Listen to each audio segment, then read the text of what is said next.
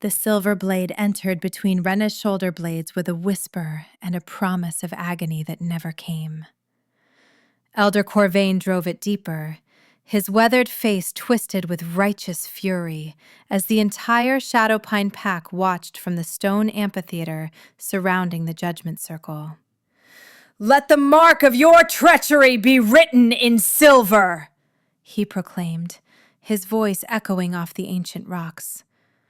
"Let it burn through your spine until you confess what you've done with the Alpha's son." Renna's knees buckled, her palm scraping against the rough stone as she caught herself. She waited for the fire, the excruciating burn that silver always brought to werewolf flesh. Her breath came in ragged gasps, her dark hair falling forward to hide her face from the hundreds of eyes boring into her back. But the pain didn't come. Instead, something else happened. Something impossible. She felt the blade sliding along her spine, not cutting, not burning, but merging, becoming part of her. The metal sang against her bones with a frequency only she could hear, a vibration that resonated through her entire body and whispered secrets she didn't yet understand. "She doesn't even scream!" someone shouted from the crowd. "Proof she's what we suspected. No true wolf would stay silent." Renna lifted her head, her hazel eyes finding Alpha Castellan across the circle. He stood with his arms crossed, his massive frame rigid with barely contained violence. His silver eyes, so like his missing son's, studied her with an intensity that made her wolf whimper and curl in submission. But there was something else in that gaze too, something that looked almost like doubt. "I didn't take Kieran," she said, her voice steadier than she expected. "I would never hurt him. He's been teaching me to read. He's been kind when no one else—" "Silence!" Corvain spat, twisting the blade. Renna felt it rotate inside her, but instead of tearing tissue, it simply aligned itself more perfectly with her spine. The elder's eyes widened slightly. "You dare speak the young Alpha's name as though you have the right? You're nothing but an Omega scrub woman, barely tolerated in this pack. And now he's gone, vanished the same night you were seen near his chambers." "I was cleaning the hallway," Renna protested, but her words were drowned out by the murmurs rippling through the crowd. "My son disappears and you show no pain from silver?" Alpha Castellan's voice cut through the noise like a blade through silk. He moved closer, his massive presence making the air feel thick and heavy. "That blade should be burning through your spine right now, unless you're something other than what you claim to be." Renna's mind raced. She didn't understand it either.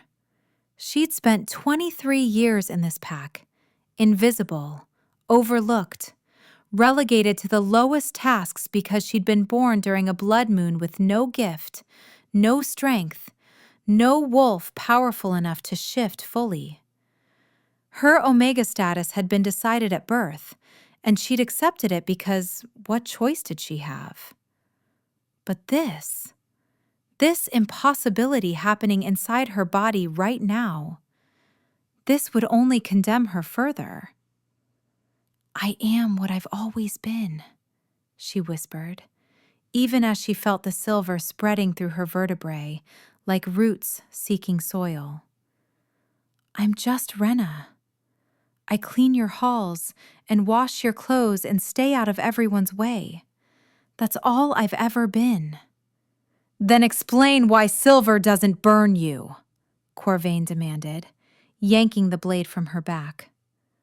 Renna gasped, not from pain, but from the sudden sense of loss. The silver wanted to stay. She felt it reaching for her, even as the elder held it aloft, her blood, perfectly red, perfectly normal, dripping from its edge. The wound between her shoulders began to close immediately, skin knitting together so fast that several pack members cried out in alarm. "Witch!" someone hissed. "Demon!" another voice added. Alpha Castellan raised his hand, and silence fell instantly. He walked around Rena until he stood directly in front of her, forcing her to tilt her head back to meet his eyes. "My son has been gone for 3 days. 3 days with no trace, no scent, no sign of struggle. The last person to see him alive was you. And now you demonstrate an ability that no wolf in the history of our pack has ever possessed."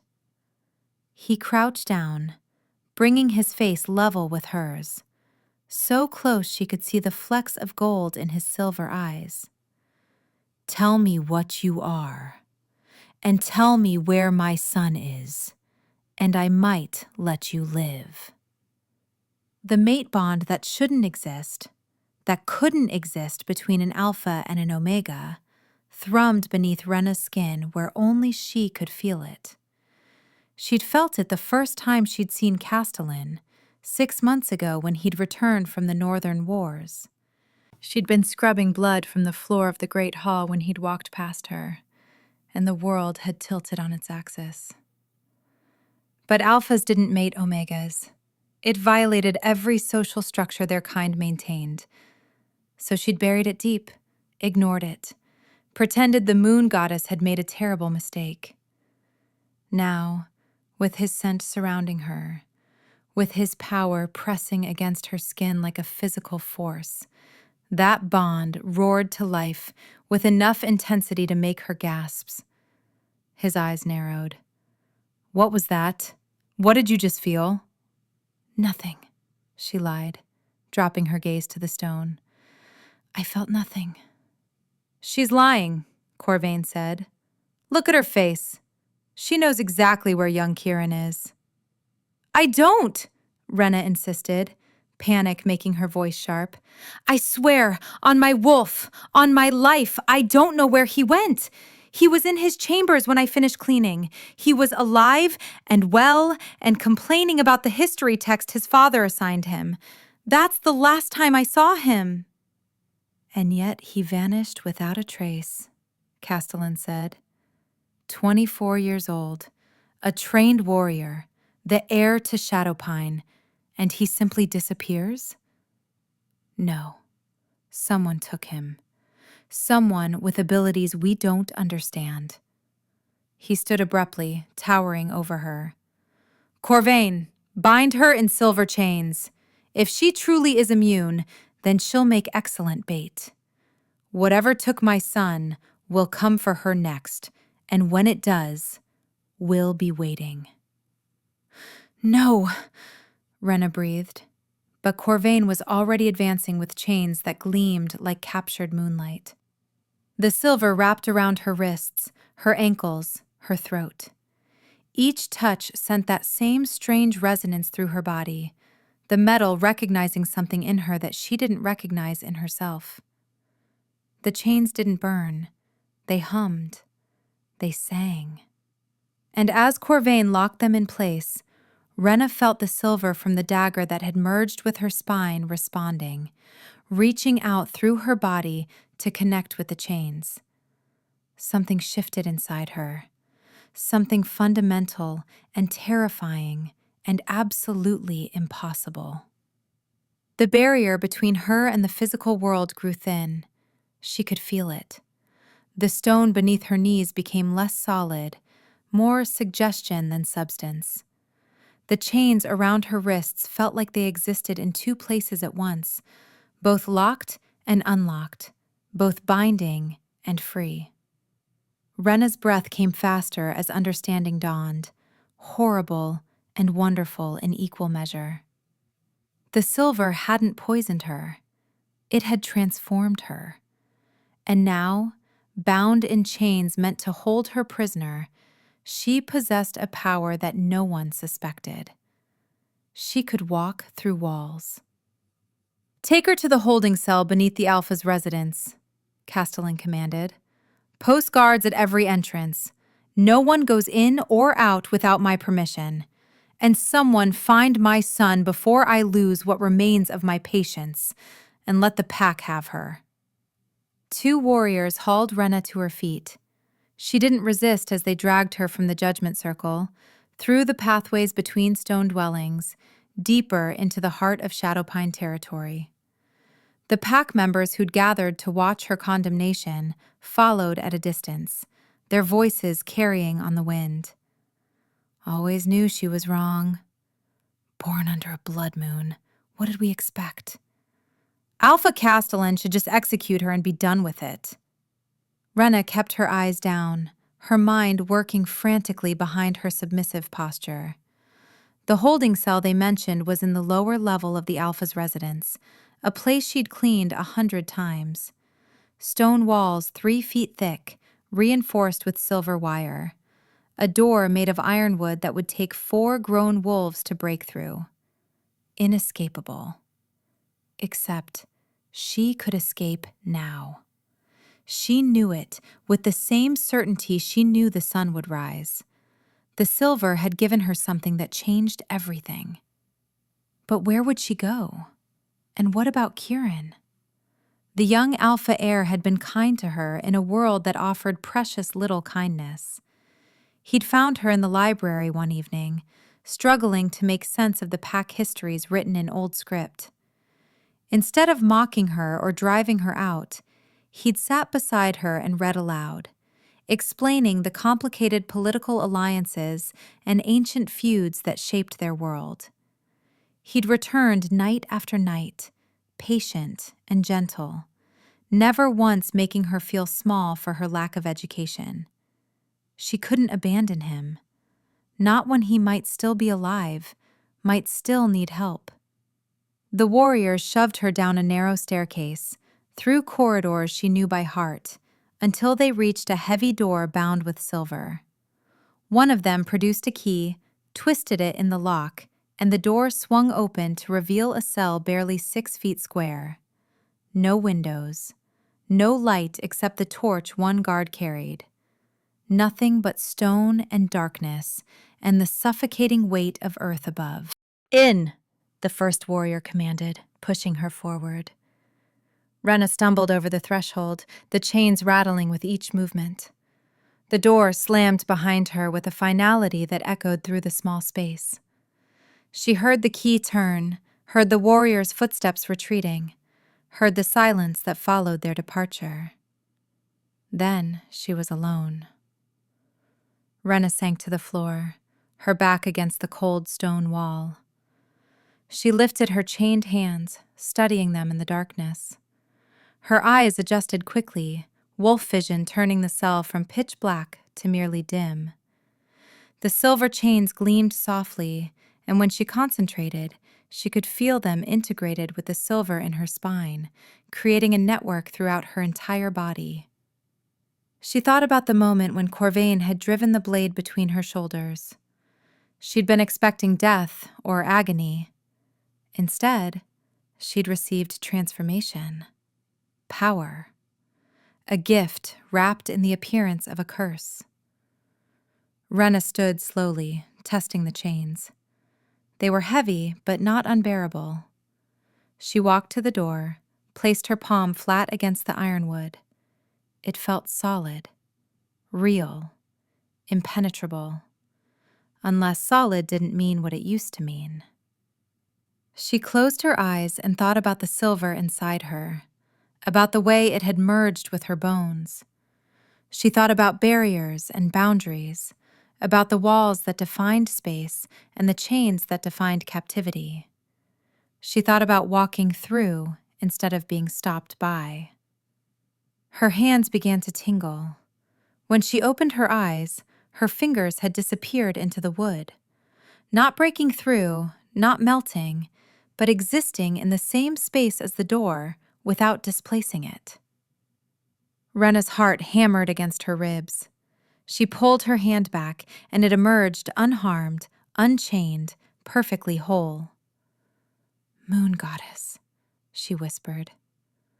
A sound from above froze her in place. Footsteps, heavy and measured, descending the stairs. She recognized the gate before she caught the scent. Alpha Castellan was coming, and he was alone. Rena backed away from the door, her mind spinning. Should she pretend to be helpless? Should she use this moment to escape? Should she tell him the truth about what the silver had done? The key turned in the lock before she could decide. The door opened, and Castellan filled the doorway, his massive frame blocking what little light filtered down from the corridor. He held a torch in one hand, and in the torchlight, his face was a study in controlled violence. But beneath that control, Rena saw something else. Something that looked like exhaustion, like fear for his son, like a father's desperate love colliding with an alpha's absolute authority. "Leave us," he said, and Rena realized there were guards stationed just out of sight. She heard their retreat, reluctant but obedient. Then Castellan stepped into the cell and closed the door behind him. The space instantly felt smaller. His scent, pine and smoke and something purely male, filled the air and made Rena's wolf surge forward with desperate hunger. The mate bond, buried and ignored for 6 months, roared to life between them with enough force to make her stumble backward. Castellan's eyes widened. His nostrils flared as he caught whatever her body was broadcasting, and his entire body went rigid. "No," he said, but his voice lacked conviction. "That's not possible." "I know," Rena whispered. "You're an Omega. I'm an Alpha. The moon goddess doesn't—" He stopped, his jaw clenching. "This is a trick. Some kind of spell or manipulation." "I'm not doing anything," she said, pressing herself against the far wall, even though there was nowhere to go. "I never asked for this. I never wanted this. Do you think I'd choose to be mated to someone who just let his elder drive silver through my spine?" Something dangerous flashed through Castellan's eyes. He moved faster than she could track, closing the distance between them in a single stride. His hand caught her chin, tilting her face up to his, forcing her to meet his gaze. "I let Corvain use the silver blade because it should have proven your innocence. No guilty wolf could withstand silver without screaming. I thought it would end the accusations and clear your name. Instead, it made everything worse," Rena shot back, trying to pull away from his grip. His fingers tightened, not painfully, but firmly, keeping her in place. "Instead, it revealed that you're not what you claim to be," he countered. "And now I need to know what you are before I can decide whether to protect you or execute you." The word protect sent a shock through Rena's system. She stared up at him, searching his face for any sign of deception. "You would protect me? Even though your pack thinks I took your son?" "I don't think you took him," Castellan said quietly. "Your fear when he was mentioned was genuine. Your confusion when the silver didn't burn was real. But someone took Kieran, and whatever allowed you to absorb silver into your body instead of dying from it might be connected to his disappearance." His thumb traced along her jaw, a gesture so possessive and intimate that Rena's knees nearly buckled. "I can feel it," he admitted, his voice dropping to something almost vulnerable. "This bond, this impossible, unwanted bond. Which means either the moon goddess has a cruel sense of humor, or you're my mate and I've been blind to it until this moment." "I felt it 6 months ago," Rena confessed. "The day you returned from the wars. You walked past me in the great hall and everything changed. But I knew it was impossible, so I tried to forget." "You can't forget a mate bond," Castellan said. "You can only ignore it until it destroys you both." He released her chin but didn't step back, his presence overwhelming in the small space. "Show me your back. Show me where Corvain put the blade." Rena hesitated, then turned slowly. Her shirt was torn where the silver had entered, and she felt Castellan's fingers surprisingly gentle, pulling the fabric aside to expose her skin. He went completely still. "There's no wound," he breathed. "Not even a scar. Just this." His fingertip traced along her spine, following a pattern she couldn't see. "Silver beneath your skin. I can see it. Like a thread of liquid metal running the length of your spine." "That's what it feels like," Rena admitted. "Like it became part of me instead of poisoning me. And now—" She stopped, uncertain how much to reveal. "Now what?" Castellan demanded. "Don't hide things from me, Rena. Not now. Not when my son is missing and you might be the only key to finding him." The genuine fear in his voice decided her. Rena turned to face him again, lifted her chained hands, and pressed them against the stone wall beside his head. Then she pushed. Her hands disappeared into the stone. Castellan jerked back, shock written across his features. Rena pulled her hands free, the chains rattling but unbroken, the stone unmarked by her passage through it. "The silver made me able to walk through barriers," she explained. "All barriers. Walls, doors, chains, maybe even the magical wards that protect this territory." For a long moment, Castellan said nothing. He stared at her hands, at the wall, at her face, processing what he'd just witnessed. Then he did something that surprised her completely. He started to laugh. It wasn't humor. It was the sound of a man pushed to his absolute limit, who'd just been handed an impossible answer to an impossible problem. "The moon goddess truly has a twisted sense of timing," he said when the laughter faded. "My son vanishes behind wards that should be impenetrable. My pack turns on an innocent Omega. And that same Omega turns out to be my mate, bound with silver that gives her the one ability that might break through whatever is holding Kieran." He reached out and cupped her face with both hands, his thumb stroking across her cheekbones with devastating gentleness.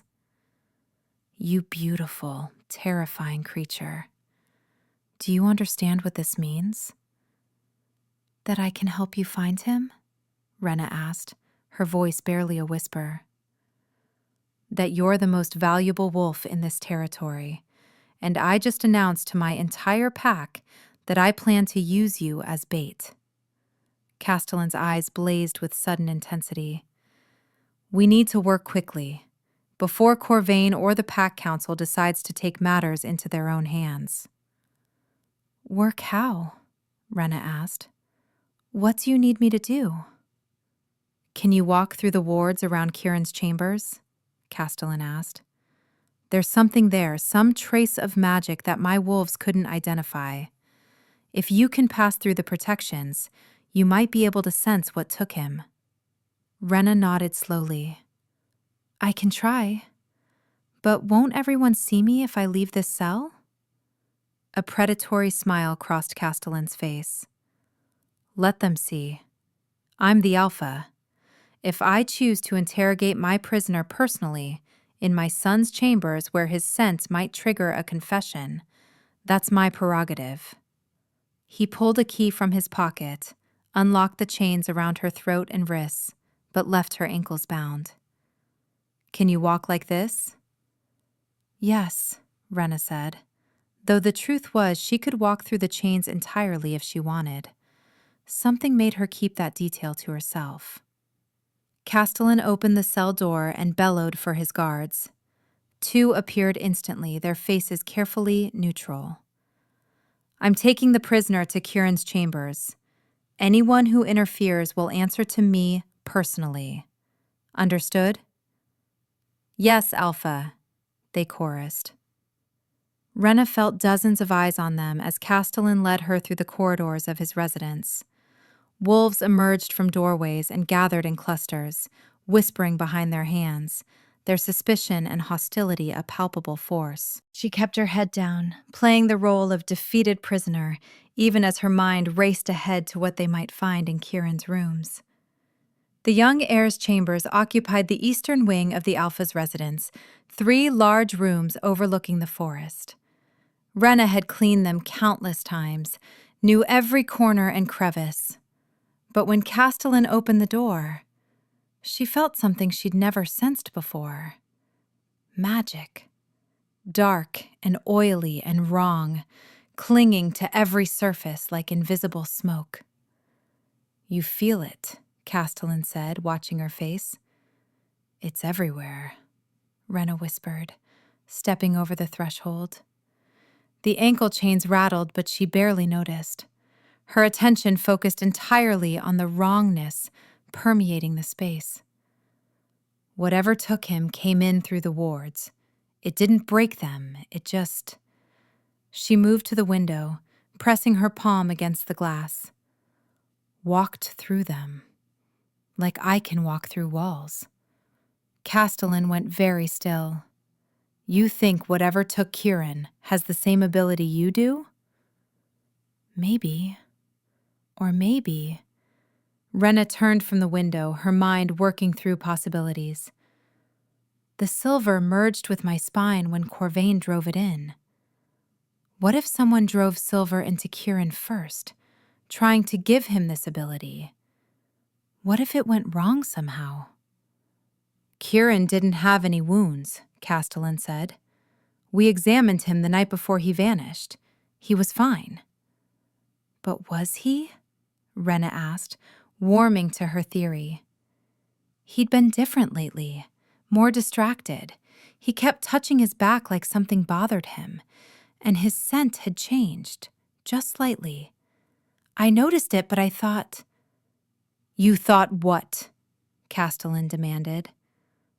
I thought he'd found his mate, Rena admitted. He had that look, that distracted, dreamy look that bonded wolves get. Castellan crossed the room in 3 strides, gripping Rena's shoulders. Who? Who did Kieran bond with? I don't know, Rena said quickly. He never told me. But there were nights when he'd come back to his chambers smelling like jasmine and rain, and he'd have this smile like he was holding the most precious secret in the world. Jasmine and rain, Castellan repeated, his expression turning dark. That's Vashti's scent, Corvain's daughter. The pieces clicked together in Rena's mind with terrible clarity. Elder Corvain wouldn't approve of his daughter bonding with the young Alpha.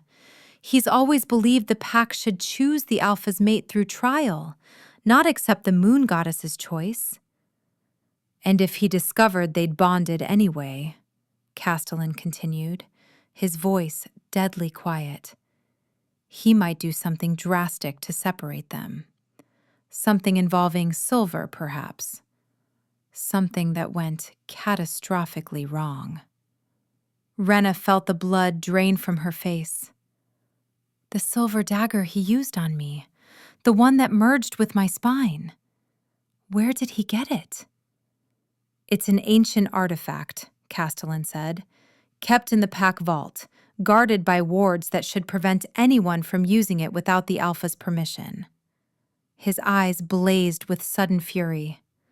Unless someone with the ability to walk through wards took it first. Vashti, Rena breathed. If the silver merged with her spine the way it merged with mine, she could walk through any barrier. She could take the dagger. She could even take Kieran if she knew how to use the ability properly. Castellan released Rena and spun toward the door, but she caught his arm. Wait. If you confront Corvain now, if you accuse his daughter without proof, you'll split the pack. Half of them already think I'm guilty. They'll see this as you protecting your mate instead of seeking justice for your son." "Then what do you suggest?" Castellan growled, but he didn't pull away from her touch. "Let me find them," Rena said. "I can walk through the wards around Corvain's residence. I can search for traces of Kieran's scent, for proof that he's there. If I find him, if I bring him back, the pack will have to accept that I'm innocent." "And if Corvain catches you?" "Then you can truthfully say you didn't order me to break into his home," Rena pointed out. "I'm just an escaped prisoner, acting on my own. You'll have plausible deniability." Castellan studied her face for a long moment, and Rena saw the war raging behind his eyes. Alpha versus father. Authority versus desperation. Finally, he pulled her close, his forehead resting against hers in a gesture of intimacy that stole her breath. "If anything happens to you," he said softly, "if Corvain or anyone else harms you, I will burn this entire pack to the ground. Do you understand? You're my mate, my fated bond, and I've spent 6 months too blind to see it, too caught in tradition to acknowledge it. I won't lose you before I've had the chance to claim you properly." Rena's heart stuttered in her chest. "I thought alphas didn't claim omegas." "This alpha claims you," Castellan said. His hand slid to the back of her neck, his thumb pressing against the spot where a mating mark would go.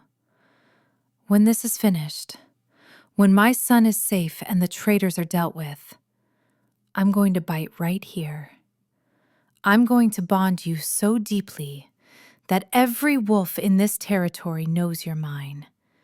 And anyone who has a problem with an Omega Luna can challenge me directly." The promise in his voice, the absolute certainty, made Rena's wolf sing with joy. But there was no time to explore these feelings, no time to process the impossibility of everything happening. Kieran was still missing, and every moment they delayed was another moment he might be suffering. "I need to go," she said, "before someone notices we've been in here too long." Castellan nodded, but instead of releasing her, he pulled her into a kiss that seared through every nerve in her body. His lips claimed hers with possessive intensity, his tongue demanding entrance, his hands holding her like she was precious and powerful and his. When he finally pulled back, they were both breathing hard. "That's a promise," he said. "Come back to me, Rena. Find my son and come back to me." "I will," she promised. Castellan led her back through the corridors, making a show of forcing her into the cell again. But this time, he left the chains loose enough that she could slip free easily. As soon as the door closed and his footsteps faded, Rena counted to 100, then stood and walked straight through the wall. The stone offered no resistance. She felt it around her, through her, but it couldn't stop her passage. In seconds, she was in the corridor, invisible in the shadows, moving toward the Alpha's residence exit with silent purpose. The night air hit her face like a blessing. Rena paused on the threshold, getting her bearings. Corvain's residence sat on the western edge of the territory, a sprawling complex that housed his family and several loyal pack members. Wards shimmered around it, visible to her new senses as curtains of silver light. She approached carefully, watching for guards. 2 warriors patrolled the perimeter, but they were looking outward, watching for external threats. They never thought to look for someone who could simply walk through their protections. Rena pressed her hand against the ward barrier. It hummed against her palm, trying to push her back, but the silver in her spine resonated at the same frequency. The barrier recognized her as kin, as something made from the same source, and parted like water. She was inside. Corvain's residence was dark and quiet, most of the inhabitants asleep. Rena moved through hallways she'd never seen before, following her nose. She needed to find Vashti's chambers, needed to catch Kieran's scent, needed proof. The jasmine and rain smell grew stronger as she climbed to the second floor. Rena's heart pounded as she approached a door at the end of the corridor. No guards stood watch, but she could feel wards wrapped around this entrance too, layered and complex. She walked through them all. The room beyond was decorated in soft fabrics and gentle colors, clearly a woman's space. And there, in a corner, bound in silver chains attached to the wall, was Kieran. He looked terrible. His clothes were torn, his face bruised, his silver eyes glazed with pain. But he was alive, and when he saw Rena materialize through the wall, those eyes went wide with shock and hope. "Rena?" he said. "How?" "Later," she said, moving quickly to his side. The chains were thick, woven with spells meant to drain his strength. She touched them experimentally, and just as with her own chains, she felt the silver recognize her. The locks opened with barely a thought. "Can you walk?" she asked, as Kieran slumped forward. "I think so," he managed. "Vashti's been keeping me drugged, but the effects are wearing off. Rena, you have to warn my father. Corvain is planning a coup. He wants to kill my father during the full moon ceremony tomorrow night, install himself as Alpha, and force me to bond with Vashti to legitimize his claim." Horror washed through Rena. "The full moon ceremony? That's less than 24 hours from now." "I know," Kieran said, leaning heavily on her as she helped him stand. "We have to get out of here. Have to warn—" The door burst open. Vashti stood in the entrance, her eyes wild, her hands glowing with silver light. She was beautiful in a harsh way, her dark hair flowing around her face, her features sharp and proud. But there was madness in her gaze, desperation and determination mixed in equal measure. "You weren't supposed to escape," she said, staring at Kieran. "The chains were spelled to hold you. How did you—" Her gaze shifted to Rena, and understanding dawned. "The Omega. The one my father tested with silver. You absorbed it, didn't you? You can walk through wards now." "Let us go," Rena said, positioning herself between Vashti and Kieran. "This is over. Your plan failed." "Nothing is over," Vashti spat. "My father has worked for decades to position himself to take the Alpha seat. We're so close. I won't let some powerless Omega ruin everything." Silver light coalesced in her hands, forming a blade like the one Corvain had used in the Judgment Circle. "I'll kill you both if I have to. Kieran's death will be blamed on you, and when you're executed for it, my father will console the grieving Alpha until the moment comes to strike." She lunged forward, the silver blade aimed at Rena's heart. But Rena didn't try to dodge. Instead, she did something she'd never attempted before. She walked through Vashti. Her body passed through the other woman's like smoke through air. For a brief, disorienting moment, she existed in the same space as Vashti, could feel the other woman's heartbeat, her breath, her terror and ambition tangled together. Then Rena was on the other side, and Vashti was spinning around, her blade cutting empty air. "Impossible," Vashti breathed. "Take Kieran," Rena said to the young heir. "Get him to your father. I'll hold her here." "I won't leave you," Kieran protested. "You have to," Rena insisted. "Your father needs to know about the coup. Go, now. Kieran hesitated only a moment, then stumbled toward the door. Vashti screamed and lunged after him, but Rena caught her arm, and the moment they touched, something extraordinary happened.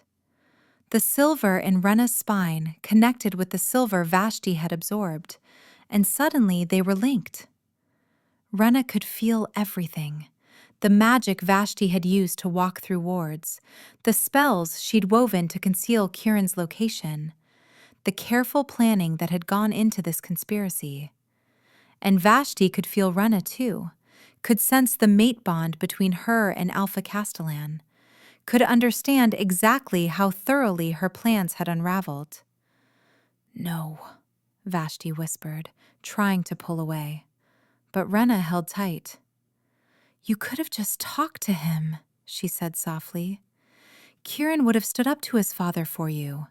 He would have fought the whole pack if you'd asked. But you chose this. You chose betrayal and kidnapping and attempted murder. Why?" "Because love isn't enough," Vashti said bitterly. Tears streamed down her face even as she struggled against Rena's grip. "My father taught me that. Power is what matters. Control is what matters. And I would rather see Kieran dead than let him bond with anyone else." "That's not love," Rena said. "That's obsession." "What would an Omega know about it?" Vashti spat. Rena smiled sadly. "I know that when you truly love someone, you want them to be happy. Even if that happiness doesn't include you. Even if it costs you everything." She released Vashti and walked through the wall, leaving the other woman alone with her ruined plans. The journey back to the Alpha's residence took minutes that felt like hours.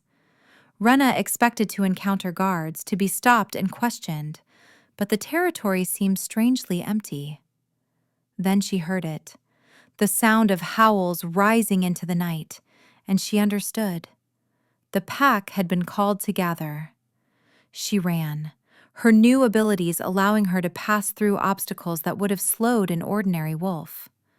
When she reached the Great Hall, she found it packed with pack members, all facing the raised platform where Alpha Castellan stood with Kieran at his side.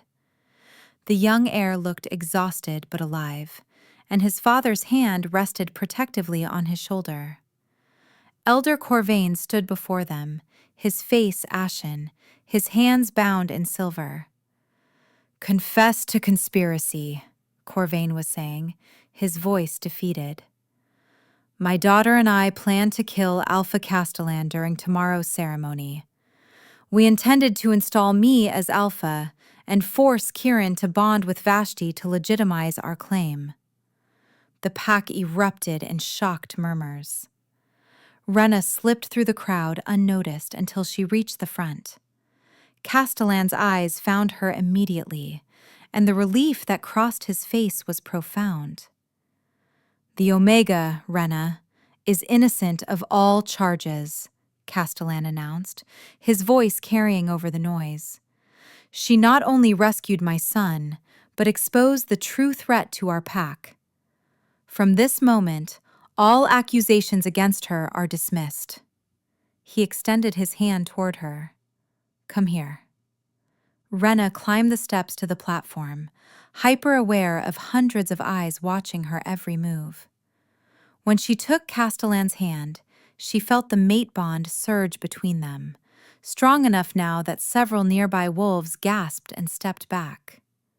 "There's more," Castellan said, his gaze sweeping the assembled pack. "Rena is my fated mate. The moon goddess chose her for me, and I claim her before all of you as my Luna, my equal, my partner in leading this pack." The silence was deafening. Then Elder Morrigan, the oldest wolf in the pack, stepped forward. "An Omega Luna? Alpha Castellan, surely you can't be serious. The traditions nearly cost me my son," Castellan interrupted. The traditions blinded us to a conspiracy brewing in our midst. The traditions would have let an innocent woman be executed to satisfy our prejudices. His hand tightened around Rena's. I say damn the traditions. My mate saved my son when no one else could. She possesses abilities we don't understand, gifts the moon goddess saw fit to grant her. If that doesn't qualify her to stand at my side, then nothing does. She walks through walls, Kieran added, his voice still rough but gaining strength. I watched her do it. The silver that should have killed her made her powerful instead. And she used that power not to escape, not to save herself, but to rescue me. He met Rena's eyes with profound gratitude. Anyone who questions her worth can answer to me. Slowly, grudgingly, the pack began to shift. Wolves who'd been calling for her death hours ago now looked uncertain. Wolves who'd ignored her for years now studied her with new respect. Elder Morrigan finally bowed her head. If the moon goddess has chosen, we cannot refuse her will. I acknowledge Rena as Luna. One by one, the other pack members followed suit, some enthusiastically, some reluctantly, but all in submission to their alpha's choice. Castellan turned to Rena, his silver eyes blazing with possession and pride. Do you accept this? He asked softly, for her ears only. Being Luna means standing in the spotlight when you've spent your life in shadows. It means facing wolves who will resent you, challenge you, test you constantly. I won't force this on you if it's not what you want. Rena looked out at the sea of faces, at the pack that had overlooked her for so long. She thought about the girl she'd been that morning, scrubbing floors and expecting nothing, accepting her place at the bottom of their hierarchy. That girl was gone, transformed by silver and circumstance into something new. I accept, she said clearly, on one condition. Castellan's eyebrows rose. Name it. No more judging wolves by their birth rank, Rena said. No more dismissing omegas as powerless. No more assuming that strength only comes in one form. If I'm going to be your Luna, we do things differently. A slow smile spread across Castellan's face. Agreed. Then, before the entire assembled pack, he pulled her close and kissed her with claiming intensity. His teeth grazed her neck, right over the spot where a mating mark would go, and Rena felt her wolf rise up in joyful surrender. When he pulled back, his voice carried to every corner of the hall. Tomorrow night, under the full moon, I will complete our bond, and anyone who has a problem with that can leave now and never return. No one moved. Castellan's smile turned predatory. Good. Then let's discuss what happens to traitors who conspire against their alpha. The night stretched long as justice was meted out. Corvain was stripped of his elder status and exiled from the pack. Vashti was given a choice: leave with her father or submit to judgment from the pack council. She chose exile, her eyes never leaving Kieran as she was escorted to the territory border. Through it all, Rena stood at Castellan's side, her hand in his, learning what it meant to be Luna. She felt the weight of responsibility settling on her shoulders, felt the pack bonds forming between her and the wolves she'd served in silence for so long. It was overwhelming and terrifying and absolutely right.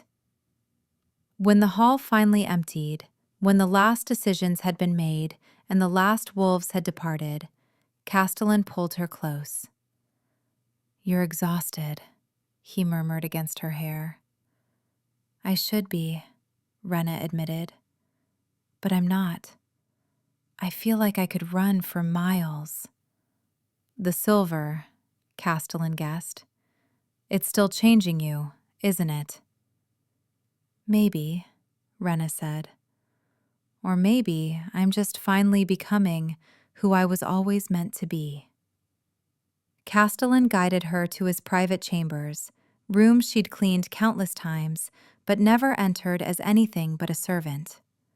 Now she walked in as his equal, his chosen mate, and the difference was profound.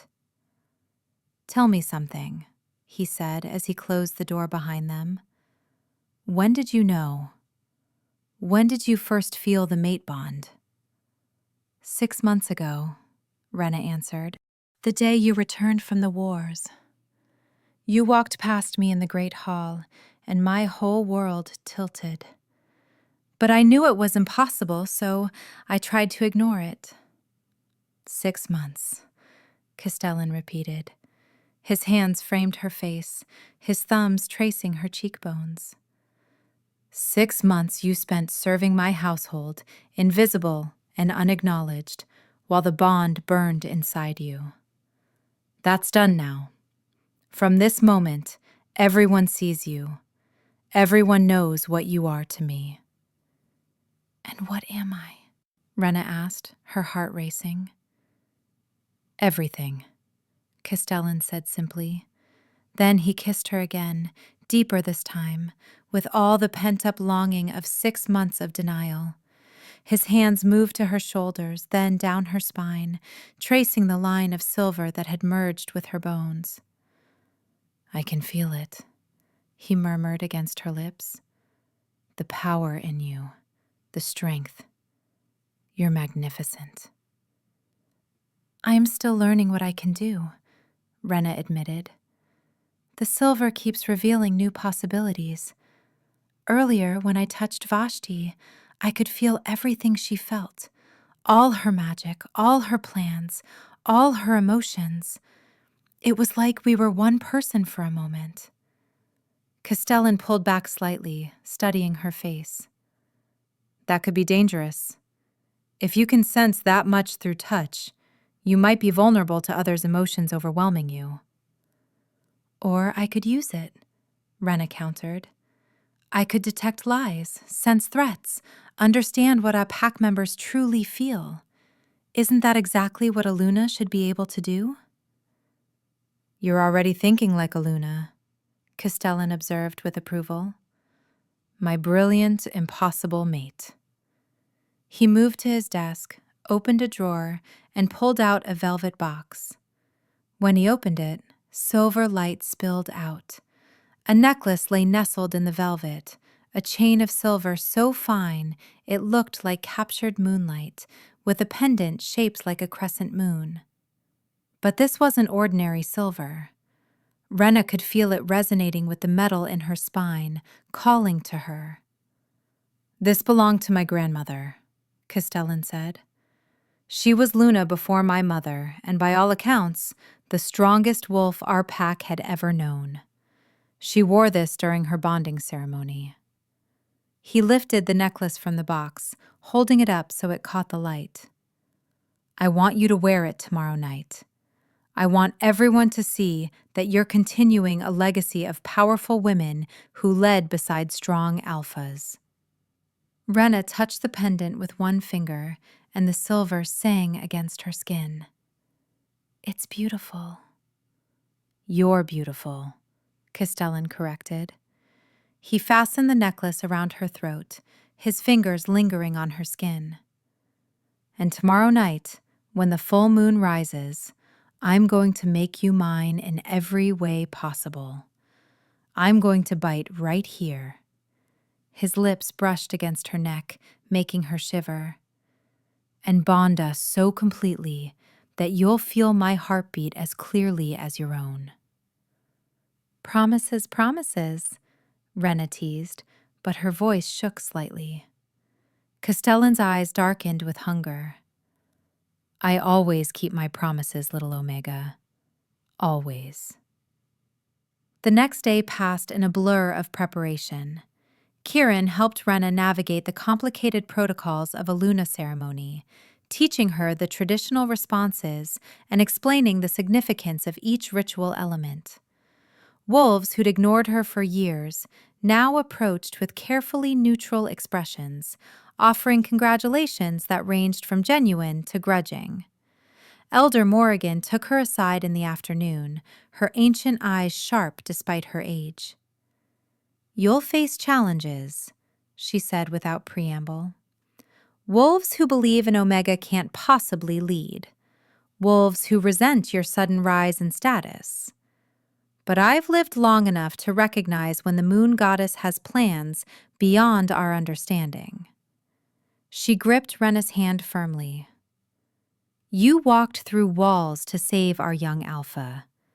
That takes courage most wolves don't possess, regardless of rank. Remember that when others question you." "I will," Rena promised. As sunset approached, servants arrived to help her prepare. They dressed her in white, the traditional color for a Luna ceremony, the fabric flowing around her like water. The silver necklace gleamed against her throat, and when Rena looked in the mirror, she barely recognized the woman staring back. Gone was the invisible Omega who'd scrubbed floors and washed clothes. In her place stood a Luna, powerful and proud, ready to claim her place at an alpha's side.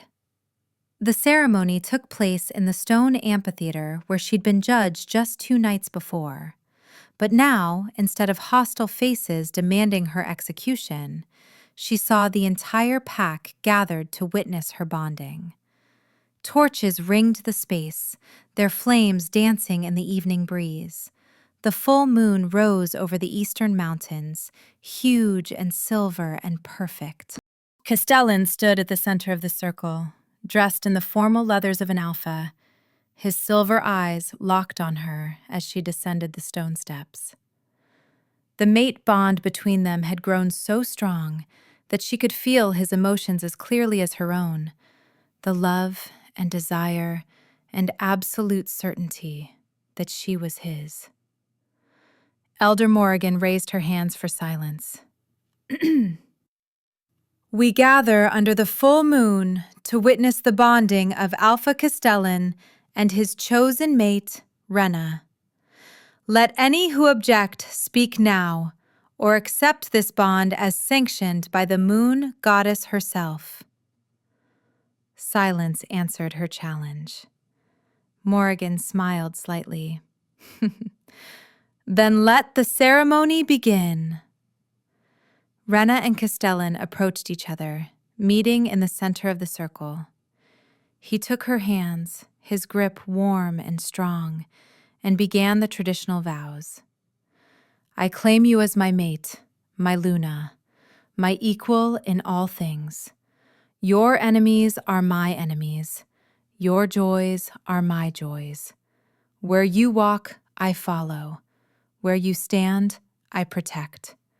From this night until my last breath, you are mine and I am yours." Rena's voice didn't waver as she responded. "I accept your claim as my alpha, my mate, my partner in all things. Your burdens are my burdens. Your victories are my victories. Where you lead, I stand beside you. Where you need strength, I provide it.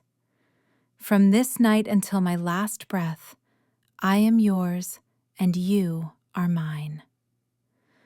Castellan pulled her close, and Rena felt the gathered pack holding their collective breath. This was the moment, the claiming, the bite that would mark her as Luna for all to see. His lips found the curve of her neck, right over the pulse point where a mating mark belonged. Rena tilted her head, offering herself, surrendering to this bond that had burned between them for 6 months. She felt his teeth graze her skin, once, twice, building anticipation. Then he bit down. Pain and pleasure exploded through Rena's body in equal measure. The mate bond, already strong, became absolute, unbreakable.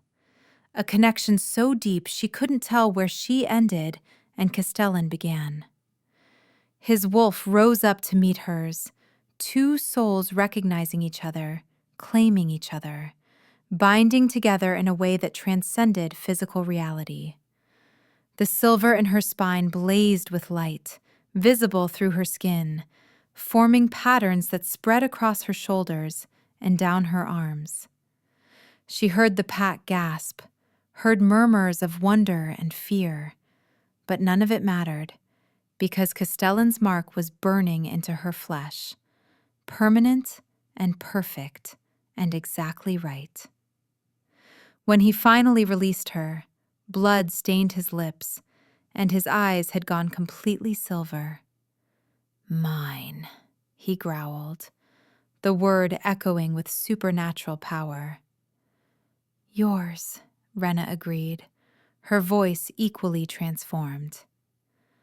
Elder Morrigan approached them, carrying a silver bowl filled with water drawn from the sacred spring. "Drink together," she instructed. "Let the bond be sealed before the moon goddess and witnessed by your pack." They drank, their hands cupped together beneath the bowl, the cold water washing away the last barrier between them. When they lowered the bowl, Rena felt it snap into place, the bond complete, absolute, eternal. The pack erupted in howls, the sound rising into the night sky in tribute to their new Luna. Castellan swept Rena into his arms, claiming her mouth in a kiss that promised everything the night would bring. "Ready to face them?" he murmured against her lips. "With you?" Rena smiled. "Always." They turned to face the pack together, and Rena felt the weight of every gaze, the assessment and acceptance and lingering doubt. But she also felt Castellan beside her, steady and strong, and she felt the silver in her spine humming with power. She'd walked through walls to reach this moment. She could handle anything that came next. "Your Luna," Castellan announced, his voice carrying to every corner of the amphitheater. "Anyone who questions her questions me. Anyone who threatens her threatens the entire pack. She is mine, and I am hers, and that is the end of the discussion." One by one, the pack members came forward to offer their submission, pressing their throats to Rena's hand in the traditional gesture of acknowledgement. Some did so gladly, others with reservation, but all did so because their alpha had spoken, and his word was law. When the last wolf had offered submission, when the ceremony was officially complete, Castellan pulled Rena close and whispered in her ear, "Time to go home, Luna. Our work begins tomorrow. But tonight," his eyes blazed with possessive heat, "tonight, you're mine alone." They slipped away from the celebration, heading to the Alpha's private chambers, while the pack continued to feast and howl under the full moon. Once inside, with the door closed behind them, Castellan pulled Rena against him with desperate intensity. "I've waited 6 months for this," he said roughly. 6 months of seeing you, catching your scent, feeling the bond and denying it because tradition said it was impossible. No more waiting, no more denial." "Then don't wait," Rena challenged, her own desire matching his. What followed was claiming in its purest form, fierce and tender by turns, two souls finally allowed to express everything they'd held back for half a year. Castellan marked every inch of her skin, his teeth and hands possessive and reverent, and Rena, who'd spent her life being invisible, finally let herself be fully seen, fully known, fully claimed by the one person who'd always been meant for her. Hours later, wrapped in silk sheets with Castellan's arms around her, Rena stared up at the ceiling and tried to process everything that had changed. 3 days ago, she'd been an Omega scrub woman. Now she was Luna, bonded to the most powerful alpha in the territory, marked with silver that gave her abilities no other wolf possessed. "What are you thinking?" Castellan murmured, his fingers tracing lazy patterns on her shoulder. "That the moon goddess has a strange sense of humor," Rena admitted. "Letting me be invisible for 23 years, then giving me the power to walk through walls and the fate to bond with you. It's almost like she was waiting for exactly the right moment. Or maybe she was giving you time to develop the strength you'd need to be Luna," Castellan suggested. "You spent years watching this pack from the shadows, seeing how it functioned, understanding its flaws. Most wolves who become Luna are raised for the role, taught from childhood how to lead. You learned by observing, by surviving, by refusing to let them break you. That makes you stronger than any wolf born to privilege." Rena turned to face him, studying the strong lines of his face in the moonlight. "Do you really believe that? Or are you just trying to make me feel better about being an Omega Luna?" "I believe it," Castellan said firmly. "And tomorrow, when we start implementing the changes you demanded, when we begin judging wolves by their abilities instead of their birth rank, the entire pack will believe it too." His hand cupped her cheek. "You saved my son when no one else could. You exposed a conspiracy that would have destroyed us. You're exactly the Luna we need, even if it took me too long to see it." Rena kissed him softly. "Then let's prove it. Together." "Together," Castellan agreed. As dawn broke over Shadowpine territory, Rena stood at the window of the Alpha's chambers and watched the pack begin to stir. She could feel them through the bond now, every wolf connected to her through invisible threads. Some of those threads were strong, woven from acceptance and respect. Others were thin, barely present, maintained only by duty.